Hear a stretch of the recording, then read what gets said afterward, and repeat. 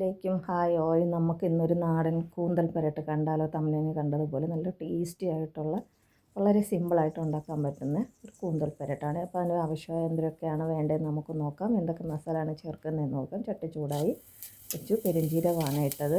പിന്നെ പെരുംജീരകം, പട്ട, ഗ്രാമ്പ്, ഏലക്ക, പിന്നെ കറിവേപ്പില, പച്ചമുളകാണ് ഇട്ടിരിക്കുന്നത്. നന്നായി നെക്സ്റ്റ് ഒന്ന് വേണ്ട. പിന്നെ ഒരു ബേ ലീഫും കൂടെ ഇട്ടിട്ടുണ്ട് കേട്ടോ. അതിന് ഒത്തിരി വഴണ്ടി വരുമ്പോഴത്തേക്ക് അതിലേക്ക് ഇഞ്ചിയും പച്ചയും എനിക്കിങ്ങനെ അരിഞ്ഞിട്ടുള്ളതാണ് ഇഷ്ടം കേട്ടോ.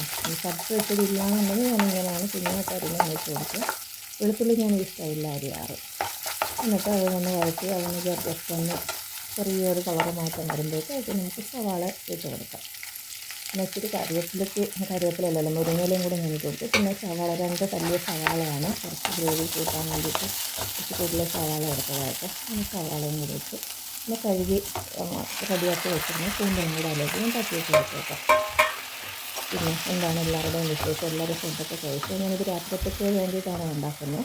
അതേസമയം തന്നെ അനിയത്തിയിൽ കുറച്ച് ചക്ക തന്നിരുന്നു. അപ്പോൾ അതും കൂടി ഞാൻ അവിക്കാൻ വെച്ചു. എനിക്ക് ഇങ്ങനെയുള്ള ഐറ്റംസൊക്കെ നല്ല ഇഷ്ടമാണ് കേട്ടോ. നാടൻ സാധനങ്ങളൊക്കെ അങ്ങനെ ചക്ക വഴറ്റി റെഡിയാക്കി. പിന്നെ ഇതിന് വേണ്ട മസാല എന്തൊക്കെയാണെന്ന് നമുക്ക് നോക്കാം. അതേസമയം തന്നെ അമ്മ വാളം മേടിച്ച് തന്നിരുന്നു. അപ്പോൾ അതിനകത്ത് അരച്ച് പുരട്ടിയൊക്കെ വെച്ചിട്ട് പൊരിക്കാനായിട്ട്. അതിന് വേണ്ട മസാലകളൊക്കെ എന്തെന്ന് നോക്കിയാലോ. മുളക് പൊടിയാണ്, ആവശ്യത്തിന് എരിവിനനുസരിച്ച് മുളക് പൊടി, കുരുമുളക് പൊടി, പിന്നെ ഇച്ചിരി മല്ലിപ്പൊടിയാണ്, പിന്നെ ഇച്ചിരി ഗരം മസാല, കുറച്ച് ഉപ്പ്. ഞാൻ പിങ്ക് സോൾട്ടാണ് യൂസ് ചെയ്യുന്നത്. പിങ്ക് കളറിലെ സോൾട്ട് ആയിട്ട് ഇച്ചിരി സോൾട്ടും കൂടെ ഇട്ട് നമ്മുടെ ആവശ്യത്തിനനുസരിച്ച് ഇട്ടാൽ മതി. കാരണം ഞാൻ ഉള്ളി വെച്ചൊക്കെ ഇച്ചിരി ഇട്ടിട്ടുണ്ടായിരുന്നു. അതുകൊണ്ടാണ് ഞാൻ കുറച്ച് ഇട്ടത് കേട്ടോ. നമുക്ക് ആവശ്യമുള്ളത് ഇടാമേ.